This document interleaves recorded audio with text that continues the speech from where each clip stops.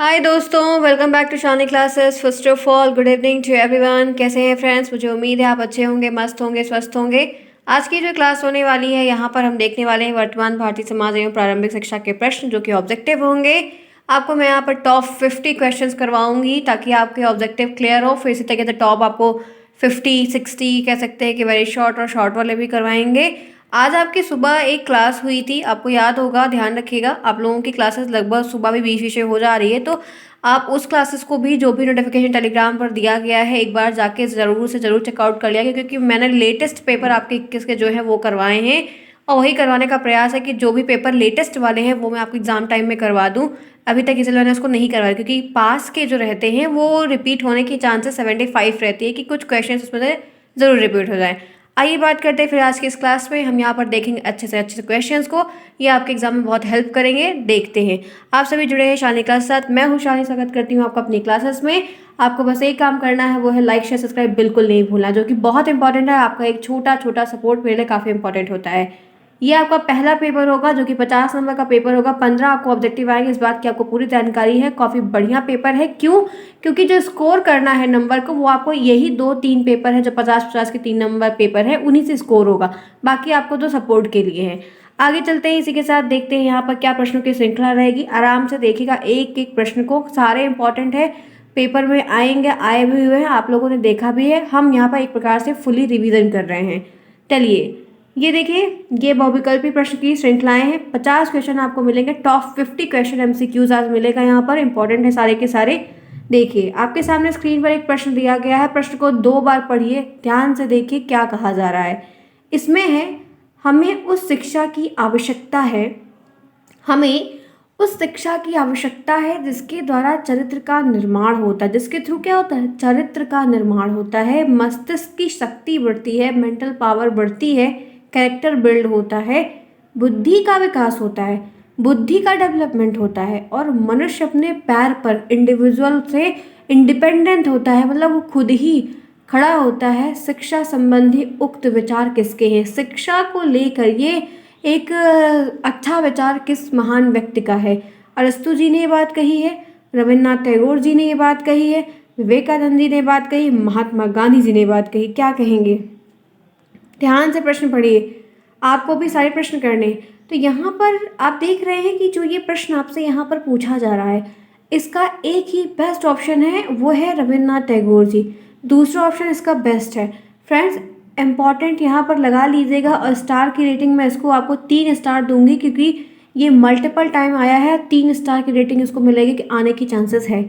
आगे बढ़ते हैं, इसी के साथ चलते हैं नेक्स्ट प्रश्न की तरफ। देखिए, जनसंख्या शिक्षा का मूल सहयोगी संगठन कौन सा? संगठन का मतलब ऑर्गेनाइजेशन, जिसमें बहुत सारे लोग रहते हैं, बहुत सारे संगठन छोटे छोटे मिलाकर ऑर्गेनाइजेशन बन रहा है। तो जनसंख्या शिक्षा, जो पॉपुलेशन है, पॉपुलेशन में हर एक कैटेगरी के स्तर के आ जाएंगे, बच्चे से लेके बुजुर्ग तक। तो जनसंख्या शिक्षा का जो मूल सहयोगी संगठन है, जो सपोर्ट कर रहा है, रास्ता दिखा रहा है, आपको गाइडेंस कर रहा है, गाइडलाइन दे रहा है, पैसे भी लगा रहा है, वो कौन है? 4 ऑप्शन आपके सामने स्क्रीन पर दिया गया है। एक है यूनेस्को, दूसरा है WHO, तीसरा है UNIDO और चौथा है यूनिसेफ। आपको बताना है क्या इंपॉर्टेंट है, कौन सा इसमें एक ऑप्शन सही होगा। ये इंपॉर्टेंट प्रश्न की श्रृंखला में मैं इसको 4 रेटिंग दूंगी, 4 स्टार, क्योंकि ये इंपॉर्टेंट है और आ सकता है आपके ऑब्जेक्टिव में 100%। तो यहाँ पर जो प्रश्न आपसे पूछा गया है, मैंने जो प्रश्न आपसे पूछा है, इसका एक ही ऑप्शन बेस्ट है, सही है, वो है आपका यूनेस्को। पहला ऑप्शन इस दूसरे प्रश्न के लिए बेस्ट है। आगे बढ़ते हैं, इसी में आप भी करते रहिए ध्यान से। आइए थर्ड पर चलते हैं। दिव्य स्वप्न के लेखक कौन है? रचयिता के टॉपिक से जितने भी प्रश्न दिए गए हैं आ रहे हैं, ध्यान रखिएगा। आपसे यहाँ पे पूछा जा रहा है दिवा स्वप्न लेखक के रचयिता कौन है। 4 ऑप्शन आपके सामने स्क्रीन पर है। महात्मा गांधी जी हैं, गीजूभाई बधेकर जी हैं, राधा कृष्णन जी हैं, रविन्द्रनाथ टैगोर। तो एक ही ऑप्शन यहाँ पर बेस्ट है, वो आप जानते हैं, दिवा स्वप्न लेखक गीजूभाई बधेकर की। किसकी है? गीजूभाई बधेकर। इनको बच्चे मूंछों वाली माँ के नाम से भी जानते थे। ये 5 स्टार रेटिंग का प्रश्न है, इसको मैं 5 स्टार दूंगी क्योंकि ये इंपॉर्टेंट है और इस बार भी आएगा। आगे बढ़ते हैं नेक्स्ट। चलिए आइए देखते हैं यहाँ पर चौथा प्रश्न क्या है। पाली भाषा शिक्षा का मतलब, पाली भाषा किस शिक्षा का माध्यम थी? ये वैदिक काल में थी, बौद्ध काल में थी, मुस्लिम में थी, मध्यकालीन में। ध्यान से देखिए, प्रश्न को समझिए। प्रश्न आता है, ये 3 स्टार रेटिंग का प्रश्न है, ज़रूर आपको मिल जाएगा। तो यहाँ पर बताना चाहती हूँ कि जो प्रश्न मैंने आपको स्क्रीन पर दिखाया है और जो ऑप्शन आपको दिया गया, इसका एक ही ऑप्शन बेस्ट है, वो है बौद्धिकालीन शिक्षा। आगे बढ़ते हैं, इसी के साथ चलते हैं नेक्स्ट। मुदालियर आयोग किससे संबंधित है? मुदालियर आयोग किससे संबंधित है? आयोगों से प्रश्न ज़्यादा बनता है, इस बात को ध्यान रखिएगा। तो मुदालियर आयोग का जो संबंध है प्राथमिक शिक्षा से, माध्यमिक शिक्षा से, विश्वविद्यालय की शिक्षा से, उपयुक्त सभी से। तो one and only one option is best for this question. वो आपको पता है क्या है? यहाँ पर आपको क्या लग रहा है? आंसर करिए सभी लोग। तो यहाँ पर जो मुदालियर आयोग से संबंधित प्रश्न पूछा गया है वो है माध्यमिक शिक्षा आयोग, क्योंकि हम मुदालियर आयोग को माध्यमिक शिक्षा आयोग के नाम से भी जानते हैं। आगे बढ़ते हैं, इसी के साथ चलते हैं नए प्रश्न की तरफ, देखते हैं क्या है यहाँ पर। फ्रेंड्स ध्यान से, जल्दबाजी का काम शैतान का होता है, आराम से करेंगे ताकि आज अच्छा रिवीजन हो जाए, फिर हमें दोबारा ऐसे प्रश्न को ना पढ़ना पड़े। देखिए, बौद्धकालीन शिक्षा के प्रमुख केंद्रों का नाम बताइए। जब बौद्ध काल का टाइम इंटरवल चल रहा था तो उनके जो प्रमुख शिक्षा केंद्र थे, हमें उनका नाम बताना है। तक्षशिला, नालंदा, दोनों, वल्लभी। आंसर बताइए क्या होगा राइट आंसर? तो one and only one option is best for this question. आपको पता है सी ऑप्शन। तक्षशिला भी है और नालंदा विश्वविद्यालय दोनों है बौद्धकालीन में।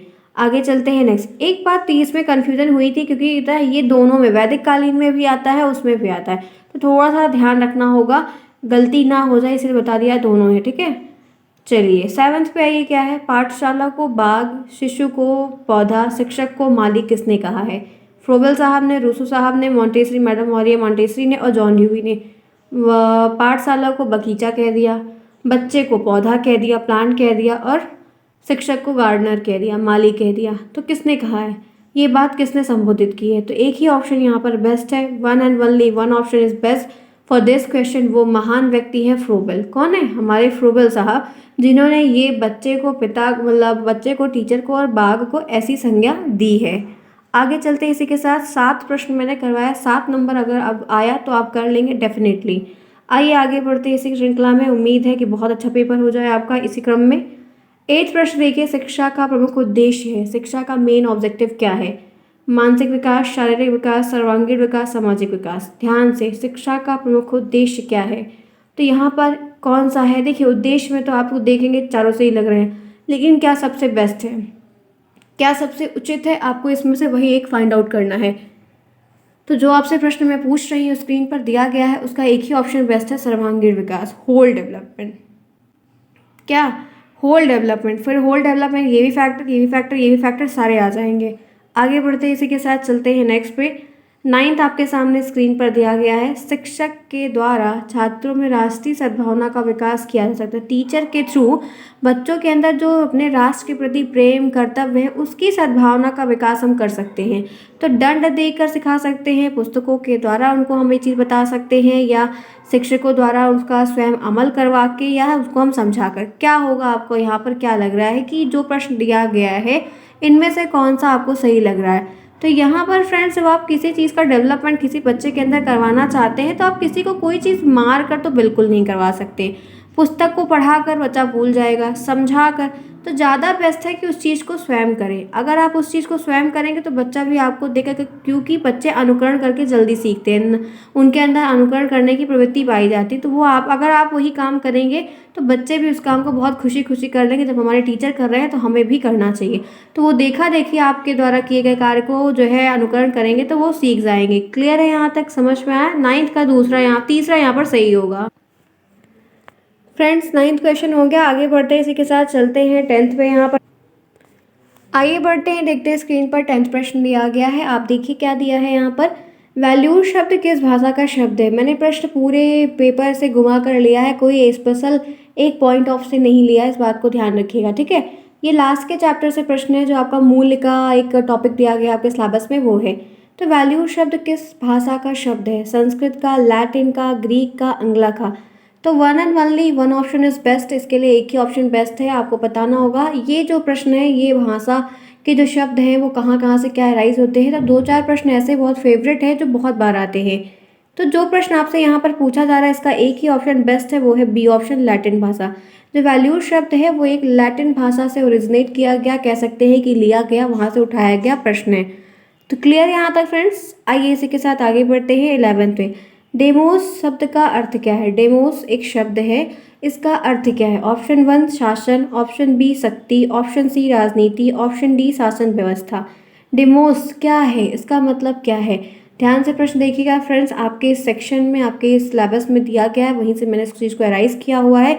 आपको क्या लग रहा है कि इस प्रश्न में क्या सही होगा? सभी के आंसर्स चाहिए, ध्यान से देखिएगा। तो डेमोस शब्द का एक ही ऑप्शन यहाँ पर बेस्ट है, ध्यान रखिएगा। बहुत ही कंप्लीट तरीके से आपको जो भी चीज़ें यहाँ पर बताई जा रही हैं बहुत क्लियर तरीके से, वो है यहाँ पर पता है शासन, ठीक है। आप इस बात को ध्यान रखिएगा बहुत ही क्लियर तरीके से कि डेमोस शब्द का मतलब शासन होता है। आगे चलते हैं, इसी के साथ देखते हैं यहाँ पर नेक्स्ट क्या दिया गया है। शासन, फ्रेंड्स यहाँ पर शासन नहीं होगा, बी ऑप्शन होगा, ठीक है। शासन नहीं होगा, इसका मतलब पावर होता है। डेमोस का मतलब पावर होता है, तो पावर की हिंदी शक्ति होती है, ठीक है। शासन, राजनीति, शासन व्यवस्था ये अलग है। ये बी ऑप्शन 11th का भी अच्छा अभी क्लियर हो गया, क्योंकि मुझे पावर से ही रिमेंबर है, इसलिए ये शक्ति सही है। आगे आइए चलते हैं यहाँ पर 12th में। देखिए, मूल्य वह है जो मानव इच्छा की पुष्टि कर सके। यह कथन किसका है? मूल्य जो होता है, वैल्यूज़, वो होती है जो एक मनुष्य की इच्छाएं हैं, जो उनकी विलिंगनेस है, मतलब चाहत है, जो वो डिजर्व करते हैं या उनकी डिज़ायर है, वो चाहते हैं, उन सब की पुष्टि करे। तो ये कथन किसने कहा? सुकरात ने, प्लेटो ने, ऑनबर्ग ने और आरबीसी ने। एक ही ऑप्शन अच्छा है, एक ही ऑप्शन सही है। आप जानते हैं कि आपका जो 12th प्रश्न आपके सामने स्क्रीन पर पूछा जा रहा है, उसका एक ऑप्शन बेस्ट है, वो है क्या? आपको पता है कौन सा ऑप्शन? आपका सी ऑप्शन, ऑनबर्ग, ठीक है। बहुत ही क्लियर तरीके से आपको बता रही हूँ। आगे बढ़ते हैं, इसी के साथ चलते हैं नेक्स्ट। जनतंत्र और सरकार में, जनतंत्र और सरकार है, जनतंत्र और सरकार जिसमें प्रत्येक व्यक्ति भाग लेता है। जनतंत्र मतलब क्या होता है? जनतंत्र और सरकार, इन दोनों में क्या होता है कि हर एक इंडिविजुअल व्यक्ति उसमें भाग ले सकता है। तो ये किसका है? डायसी का, सीले का, सुकरात का, नन का? आंसर बताइए। देखिए, स्क्रीन पर प्रश्न दिया गया है, आप प्रश्न को 2 बार जरूर पढ़िए। किसी भी प्रश्न का उत्तर देने से पहले आप उस प्रश्न को 2 बार जरूर पढ़िए, तभी आप उसको अच्छे से कर पाएंगे। तो यहाँ पर एक ही ऑप्शन बेस्ट है, सही है, वो है सीले, ठीक है। सीले साहब ने ये बात बोली है। आगे बढ़ाते हैं, अपने क्रम को लेकर चलते हैं। क्लियर है यहाँ तक? जिन्होंने क्लास को अभी तक नहीं लाइक किया, फटाफट आप लोग लाइक करिए। चलिए फ्रेंड, चलिए, बिल्कुल भी डिले नहीं करिए। 14 देखिए, स्क्रीन पर दिया गया है। विद्यालय को कहा जाता है, विद्यालय को किस और नाम से या और क्या कहकर हम संबोधित करते हैं? पहला ऑप्शन आपका यहाँ पर है लघु समाज, दूसरा ऑप्शन है विस्तृत समाज, तीसरा ऑप्शन है दोनों और चौथा ऑप्शन है नन। तो विद्यालय को कहा जाता है, विद्यालय को क्या कहा जाता है, आप क्या कहेंगे? तो one and only one option is best for this question. विद्यालय को हम लघु समाज की संज्ञा देते हैं। लघु समाज मतलब एक छोटा सा समाज, बच्चों का एक समाज, जहाँ पर जो है बच्चों को सिखाया जाता है, बताया जाता है, वो उसका एक, चाहे आप लघु समाज कहिए, चाहे आप विद्यालय कहिए। आगे बढ़ा रहे हैं हम। यहाँ पर ये चीज़ इतनी क्लियर हो गई, क्लियर समझ में आया। 14 प्रश्न हम कर चुके हैं। चलिए 15 प्रश्न देखिए। डेमोक्रेसी एंड एजुकेशन के लेखक कौन है? फ्रेंड्स, एक बात ध्यान रखना, आपके जो लेखक वाले प्रश्न हैं, कम से कम कुछ नहीं तो आपको 2 प्रश्न या 3 प्रश्न जरूर मिलेगा। 101% चांस है कि आपको लेखक के 2 प्रश्न मिल जाएंगे, वो भी ऑब्जेक्टिव में, एक तो ज़रूर, और एक आपको अलग होते हैं। 2 नंबर फ्रेंड्स, इसको कभी मत गलत करिएगा। एक बात और ध्यान रखना है, वो पता है क्या? ऑब्जेक्टिव के जो 15 है उसको कभी नहीं गलत हो करने, कुछ भी हो जाए ये नहीं, क्योंकि टीचर इनको बहुत ज़्यादा फोकस के साथ चेक करते हैं। बाकी जो है वो देख लेते हैं, लेकिन ये थोड़ा ध्यान रखिएगा। 15 प्रश्न जरूर ध्यान रखिएगा, बाकी आप चाहे जिसमें जो करिएगा, ठीक है। क्लियर यहाँ तक?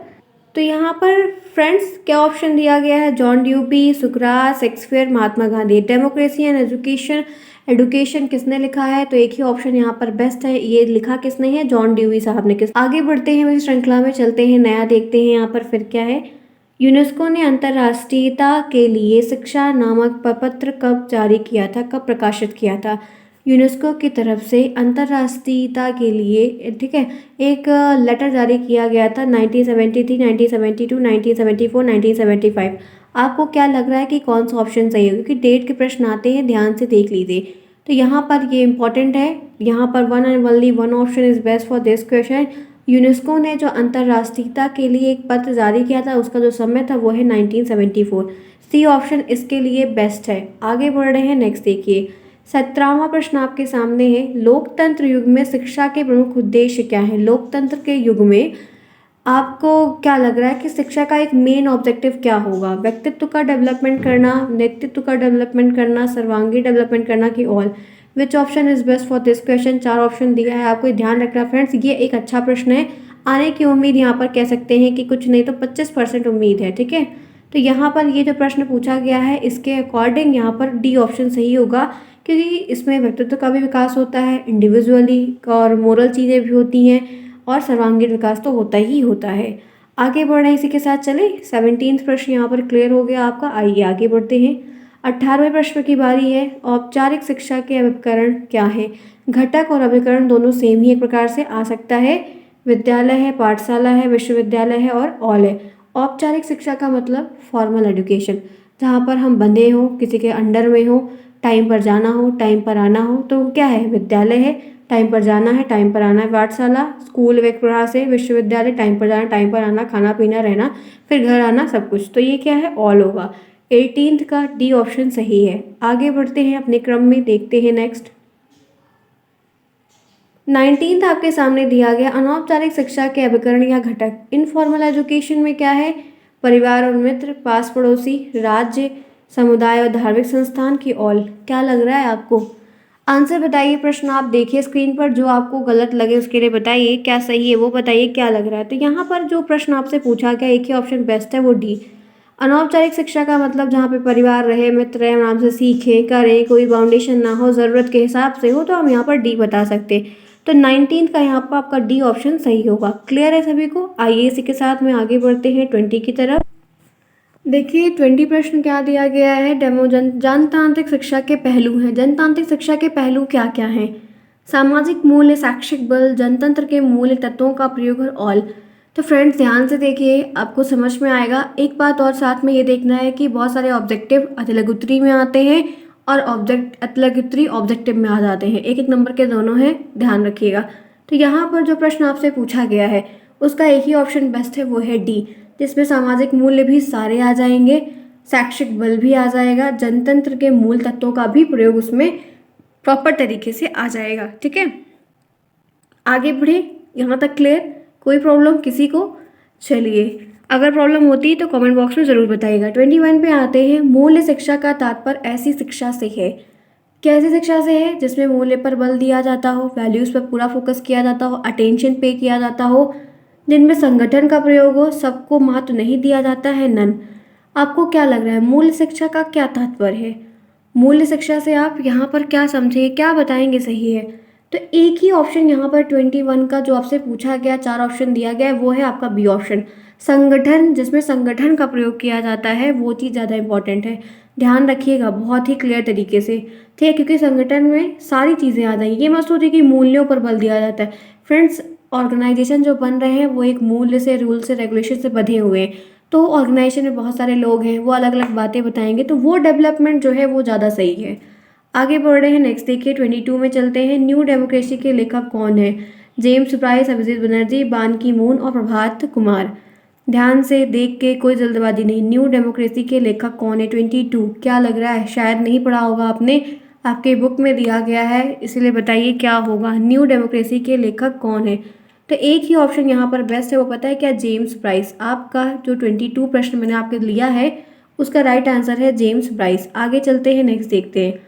पौंडीचेरी में किस महान शिक्षा शास्त्री ने आश्रम की स्थापना की थी? अरविंद घोष, लक्ष्मी प्रसाद, अतुल कोहली और नन।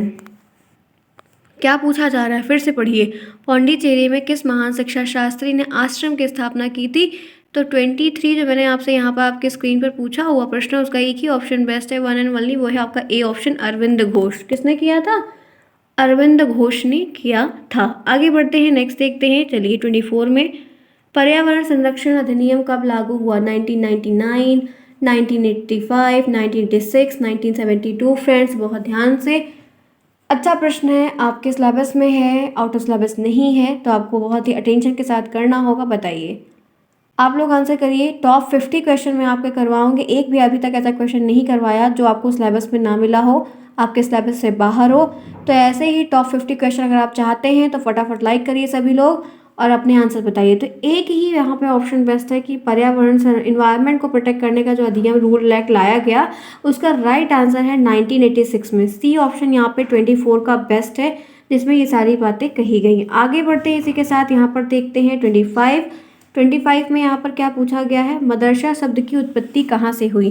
देखिए एक नॉर्मल सा आपसे पूछा जा रहा है मदरसा शब्द की उत्पत्ति कहाँ से हुई, तो यहाँ पर ध्यान रखना है कि अरबी शब्द, संस्कृत शब्द, मराठी शब्द, फारसी शब्द, 4 ऑप्शन बेस्ट है। क्या लग रहा है, मदरसा शब्द की उत्पत्ति कहाँ से हुई है, तो आपको बताना चाहती हूँ कि यहाँ पर जो प्रश्न है वो है अरबी शब्द का, ये प्रश्न है, वहाँ से इसकी उत्पत्ति हुई है। आइए फ्रेंड्स चलते हैं 26 पे, शिक्षा का मुख्य उद्देश्य क्या है। तो आपको यहाँ पर देखिए ऑप्शन में दिया गया है, मनुष्य के भीतर अच्छे विचारों का निर्माण करना, मनुष्य के जीवन का मार्ग प्रशस्त करना, बेहतर समाज का निर्माण करना। तो जो प्रश्न मैंने आपसे पूछा है, जो स्क्रीन पर ऑप्शन दिया है, उसके हिसाब से ऑल ऑप्शन यहाँ पर बेस्ट है। आगे चलते हैं, नेक्स्ट देखते हैं, 27 की तरफ बढ़ते हैं। यहाँ पर मैकॉले ने अपना विवरण पत्र कब दिया था, 1835, 1836, 1889 और नन।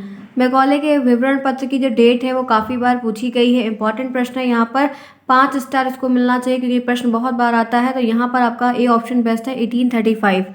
आगे बढ़ते हैं, इस श्रृंखला में देखते हैं 28। प्रारंभिक शिक्षा प्रारंभ होती है, जो एक इनिशियल स्टडी होती है, एजुकेशन होता है, वो कब से स्टार्ट होता है, उसकी स्टेज क्या है, किशोरावस्था, शैशवावस्था, युवावस्था, ऑल। जो एक पहला पड़ाव, पहला टाइम ड्यूरेशन सब कुछ रहता है, वो क्या है। तो एक ही ऑप्शन यहाँ पर बेस्ट है, one and only one option is best for this question, वो है बी ऑप्शन, शैशवावस्था। क्या है, वो है बी ऑप्शन, शैशवावस्था। आगे बढ़ते हैं, इसी क्रम में देखते हैं 29। आदर्शवाद ने किस क्षेत्र में सबसे अधिक योगदान दिया है। आदर्शवाद ने किस फील्ड की तरफ ज़्यादा वर्क किया है, मतलब उनका महत्वपूर्ण योगदान रहा है, नैतिकताओं की तरफ, पाठ्यक्रम की, नन या आध्यात्मिक ज्ञान। आदर्शवाद, आइडियलिज्म। जब आप देख रहे हैं कि इनकी बात हो रही है तो यहाँ पर एक ही ऑप्शन बेस्ट है, वो है आध्यात्मिक ज्ञान। किसकी तरफ हो रहा है, आध्यात्मिक ज्ञान। आगे बढ़ते हैं, 30 की तरफ चलते हैं। पर्यावरण संरक्षण अधिनियम कब लागू हुआ। Option A 1882, option B 1864, option C 1855, option D 1986। पर्यावरण संरक्षण की बात हो रही तो आप यहाँ पर बता सकते हैं, एक ही ऑप्शन बेस्ट है, वो है क्या, डी ऑप्शन, 1986। आगे बढ़ते हैं, चलते हैं नेक्स्ट प्रश्न की तरफ। आइए 31 पे आते हैं, मैं तो थोड़ा थोड़ा कर रही हूँ। गुरुकुल में बालक किस संस्कार के बाद गुरु के बाद शिक्षा आरंभ करते थे। गुरुकुल में बालक किस संस्कार के बाद गुरु शिक्षा आरंभ कर, उपनयन, समापवर्तन, ए और बी और ये। तो आप क्या बताएंगे, क्या लग रहा है आपको, यहाँ पर कमेंट करके सभी लोग बताइएगा इस प्रश्न का क्या होगा, क्या लग रहा है। एक ही ऑप्शन बेस्ट है, उपनयन संस्कार। ठीक है, ध्यान रखिएगा, उपनयन संस्कार की बात यहाँ पर है। ठीक है, चलिए आगे बढ़ते हैं। उसके बाद यहाँ पर देखते हैं, हंटर आयोग का गठन कब हुआ था, 1888, 1883, 1882 और 1881। क्या सही है, एक ही ऑप्शन यहाँ पर सही है। जो तारीख आपसे पूछी जा रही, कब ये बना, कब गठित हुआ, तो वो है 6C ऑप्शन। ठीक है, 1882 में, 1882 में। आगे चलते हैं इसी के साथ नेक्स्ट। जॉन ड्यूवी के द्वारा लिखित पुस्तक का नाम क्या है। जॉन ड्यूवी साहब ने कौन सी पुस्तक लिखी है, the Republic, the Prince, democracy and education या ऑल। तो पुस्तक कई तरीके से पूछते हैं, कभी पुस्तक दे के पूछते हैं, तो कभी रचयिता का नाम दे के पूछते हैं। तो जॉन ड्यूवी के द्वारा जो लिखी गई पुस्तक, जितने भी ऑप्शन दिए वो है सी, डेमोक्रेसी एंड एजुकेशन। आगे बढ़िए, क्लियर है यहाँ तक, लाइक करना बिल्कुल भी नहीं भूलेगा, बहुत इंपॉर्टेंट है। तभी इस तरह से मैं आपके लिए रोज़ 50-50 क्वेश्चन करवाऊंगी ऑब्जेक्टिव के, अतलगुतरी लघुतरी, तो काफ़ी हेल्पफुल होगा। चलिए बताइए यहाँ पर ये ऑप्शन, मुक्त अधिगम क्या है, दूरस्थ शिक्षा के घटक, मुक्त अधिगम, मुक्त शिक्षा, प्रत्याचार, उपयुक्त, तीनों। बताइए, आपको पता है डिस्टेंट एजुकेशन के बारे में आपने पढ़ा ही है, जानते ही हैं। तो मुक्त अधिगम है, मुक्त शिक्षा है, प्रत्याचार है, तीनों है। तो 34 में एक ही ऑप्शन सही है, बेस्ट है, सस्ता है, टिकाऊ है, उचित है, वो है उपयुक्त, तीनों। ये तीनों उसमें आ जाएंगे। आगे आइए, आत्मानुभूति का उद्देश्य है। आत्मानुभूति का उद्देश्य, ऑब्जेक्टिव क्या है, सामाजिक चीज़ों पर देखना, नज़र रखना, बढ़ावा देना, सांस्कृतिक चीज़ों को देख के चलना, प्राकृतिक चीज़ों में इंटरेस्टेड रहना या राष्ट्रीय। आत्मानुभूति का उद्देश्य क्या है, क्या लग रहा है आपको, क्या यहाँ पर सही होगा। आत्मानुभूति का उद्देश्य आप यहाँ पर क्या समझेंगे। तो यहाँ पर एक ही ऑप्शन बेस्ट है, आत्मानुभूति का उद्देश्य। यहाँ पर जो आपको लग रहा है वो आपको क्या लग रहा है, सांस्कृतिक चीज़ें आ जाएंगी, जिसमें धार्मिक चीज़ें भी आ जाएंगी, थोड़ा सा अध्यात्म से जुड़ी हुई चीज़ें आ जाएंगी। ठीक है, क्लियर। चलें आगे, आगे आइए नेक्स्ट। औपचारिक शिक्षा के अभिकरण क्या क्या हैं, परिवार है, समुदाय है, राज्य है, विद्यालय है। क्या आपको लग रहा है औपचारिक शिक्षा, तो यहाँ पर एक ही ऑप्शन बेस्ट है, प्रॉपर से सही है, वो है विद्यालय। आगे बढ़िए, इसी के साथ चलते हैं नेक्स्ट। देखिए 37 में हम आ चुके हैं। अनौपचारिक शिक्षा के अभिकरण में परिवार, मित्र, पड़ोसी, राज्य, समुदाय, धार्मिक संस्थान या सभी। अनौपचारिक शिक्षा सभी आ जाएंगे। आगे चलिए 37 में डी। 38 में क्या होगा, यहाँ पर देखिए क्या है, दोनों सेम हो गया है, कोई बात नहीं। चलिए ठीक है, नहीं सही है। अनौपचारिक शिक्षा की विशेषता, क्या विशेषता है अनौपचारिक शिक्षा की? स्वतंत्र होती है, बाधित होती है, नियंत्रण होती है, ऑल। अनौपचारिक जो शिक्षा होती है वो कि कैसी शिक्षा है, आपको क्या लग रहा है? तो बेस्ट ऑप्शन जो अनौपचारिक शिक्षा की विशेषता के बारे में है वो यहाँ पर ए ऑप्शन है कि स्वतंत्र होती है, क्योंकि इसमें आप फ्री होते हैं। आपका जब मन हुआ आपने पढ़ लिया, नहीं ज़रूरत है नहीं, आवश्यकता के अनुसार हम इसमें कार्य करते हैं। आगे चलिए 39। एजुकेटम शब्द किस भाषा का शब्द है? बंगला का, संस्कृत का, लैटिन का, ऑल का? क्या लग रहा है आपको, क्या सही होगा? एक ही ऑप्शन सही है, वही हमेशा की तरह सी ऑप्शन यहाँ पर, लैटिन भाषा। 39 में आपका सी है। आगे चलते हैं नेक्स्ट। आइए 40 पे देखते हैं क्या है। मानव की संपूर्णता का प्रकटीकरण ही शिक्षा है या किसका कथन है? मानव की संपूर्णता का जो प्रकटीकरण है वही शिक्षा है, किसका कथन है? प्लेटो का, महात्मा गांधी का, सुकरात का, विवेकानंद का? आपको लग रहा है क्या सही है? ध्यान से देखिएगा तभी बताइएगा, कोई जल्दी नहीं, ताकि सही करिए। तो मानव की जो प्रकटीकरण ही शिक्षा है, ये कथन किसका है, क्या लग रहा है आपको? एक ही ऑप्शन यहाँ पर बेस्ट है, वो है डी, है विवेकानंद। आगे चलते हैं नेक्स्ट देखते हैं 41। शिक्षा है, शिक्षा क्या है? एक सतत प्रक्रिया, विकासात्मक प्रक्रिया, जीवन भर चलने वाली प्रक्रिया, तीनों, मतलब ये उपयुक्त तीनों, ऊपर के तीनों। तो शिक्षा के बारे में देखा जाए तो ये एक सतत प्रक्रिया है, हाँ है। विकासात्मक है। जीवन भर चलने वाली प्रक्रिया है, हाँ है, क्योंकि कॉन्टिन्यूअस होता रहता है। आगे देखिए, शिक्षा का उद्देश्य नहीं है। एक इसमें से ऐसा ऑप्शन है जो शिक्षा का उद्देश्य है ही नहीं। मात्र शिक्षा होना ही होता है, मतलब शिक्षा का उद्देश्य सिर्फ शिक्षित होना ही होता है, ज्ञान अर्जन करना, अच्छे चरित्र का निर्माण करना, कि ऑल? तो यहाँ पर आपको ध्यान रखना है बहुत ही प्रॉपर तरीके से कि यहाँ पर क्या होगा, शिक्षा का उद्देश्य नहीं है, तो ये एक ऑप्शन नहीं है। मात्र शिक्षित होना ही शिक्षा का उद्देश्य नहीं है। आपको शिक्षा दी जा रही है तो सिर्फ आप शिक्षित हो जाओ, ABCD पढ़ने लगो, इसलिए नहीं दी जा रही है। तो बाकी ये सही है, लेकिन ये ऑप्शन नहीं सही है। आगे चलते हैं नेक्स्ट 43 पे। शिक्षा व्यक्ति की जन्मजात शक्तियों, प्राकृतिक निरंतर और प्रगतिशील विकास है। अरविंद घोष जी ने कहा, प्लूटो ने कहा, महात्मा गांधी, पेस्टोलॉजी ने कहा। शिक्षा व्यक्ति की जन्मजात शक्तियों का प्राकृतिक, निरंतर और एक प्रगतिशील विकास है। तो ये जो कथन है ये पेस्टोलॉजी जी ने कहा है। तो 43 में डी ऑप्शन बेस्ट होगा। क्लियर? आगे आइए। वैदिक युगीन शिक्षा की संस्थाएं कौन कौन सी थी? गुरुकुल, ऋषि आश्रम, टोल, चरण, घटिका, विद्यापीठ, विश्वविद्यालय, मंदिर, महाविद्यालय, विश्वविद्यालय, ऑल। तो वैदिक युगीन शिक्षण की जो संस्थाएं थी, वैदिक युग की जो शिक्षण संस्थाएं थी, इंस्टीट्यूट जो हुआ करते थे, इसमें ऑल है। ये सारे के सारे उस समय हुआ करते थे। लिखने को आ जाए तो लिख लो, अति लघुत्तरी में आए तो लिख लो, ऑप्शन में आए तो आप चूज कर लो। ये मैंने खुद बनाया पूरा, मतलब पूरा ले लिया कि ऑल में आप सब जानते रहो कि ये सारे के सारे उसमें आते हैं। ठीक है, मैं कई अलग पर्पज से आपको इसको करवा रही हूँ। नेक्स्ट देखिए 45। वैदिक कालीन शिक्षा का मुख्य शिक्षा केंद्र कौन सा था? काशी और प्रयाग, कन्नौज, अयोध्या, मिथिला, दोनों की कोई नहीं? तो आप जानते हैं कि बोथ ऑप्शन सही है। काशी प्रयाग भी था, कन्नौज भी था, अयोध्या और मिथिला भी था। आगे चलिए नेक्स्ट। वैदिक युग में शिक्षा की व्यवस्था कितने स्तरों पर की गई थी? प्राथमिक, उच्च, की दोनों, की कोई नहीं? तो वैदिक युग में जो शिक्षा व्यवस्था का स्तर बांटा गया था वो दो था, एक प्राथमिक था, एक उच्च था, यानी कि सी ऑप्शन सही है। आगे चलिए नेक्स्ट यहाँ पे है 47। वैदिक युग की उच्च शिक्षा की उपाधि, एक सेकंड सॉरी, वैदिक युग की शिक्षा की उपाधि स्नातक, वशु, रुद्र, आदित्य, की ऑल? तो क्या लग रहा है आपको, क्या सही होगा? ध्यान से फिर से पढ़ रही हूँ। वैदिक युग की उच्च शिक्षा की उपाधियाँ जो थी वो यहाँ पर ऑल है, स्नातक, वशु, रुद्र, आदित्य। एक 12 वर्ष, 4 वर्ष, एक वेद का ज्ञान, 2 वर्ष, 2 वेद का ज्ञान, 3 वेद का, 4 वेद का, इस तरीके से। देखिए फ्रेंड्स, यहाँ पे 48 क्या दिया गया है? 48 है, वैदिक काल में शिक्षण विधियाँ क्या थी, टेक्निक क्या था, कैसे पढ़ाते थे? प्रवचन के द्वारा, व्याख्या देते थे, प्रश्नोत्तर, वाद विवाद करते थे, कि सभी? तो आपको पता है कि ये सारे कार्य उस समय हुआ करते थे। ऑल ऑप्शन यहाँ पे 48 का भी डी ऑप्शन सही है। डी की हैट्रिक हो रही है बार बार, कोई नहीं। देखते हैं नेक्स्ट 49। वैदिक युग में परीक्षा कैसी होती? लिखित, मौखिक, दोनों, कोई नहीं? क्या होता था उस समय? लिखने की कोई व्यवस्था नहीं थी, सिर्फ मौखिक कार्य होता था। Next 50, one and only last option आज का प्रश्न है, वैदिक युग में शिक्षा प्रणाली की व्यवस्था कैसी थी? शुल्क लिया जाता था, निःशुल्क थी, कि दोनों? आपको पता है कि सारा कुछ जितना भी काम होता था सब फ्री ऑफ कॉस्ट था। ठीक है फ्रेंड्स, तो ये होते हैं आपके टॉप 50 क्वेश्चन यहाँ पर ओवर। मैंने आज आपको कितने प्रश्न करवाए? टॉप 50 क्वेश्चन MCQs के करवाए हैं। मुझे उम्मीद है कि आपको सही लगा होगा, रिवीजन आपने प्रॉपर तरीके से किया होगा। आप लोग जिन्होंने भी अभी तक इस वीडियो को नहीं लाइक किया है, फटाफट वीडियो को लाइक कर दिए, ताकि आपका एक छोटा सा लाइक और आपका एक छोटा सा कमेंट काफ़ी बहुमूल्य है मेरे लिए।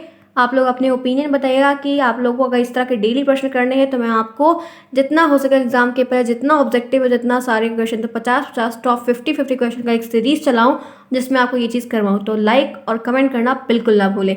मिलते हैं नेक्स्ट क्लास में, नई बात करेंगे नए टॉपिक के साथ। तब तक के लिए take care and thanks for watching to everyone, keep smiling.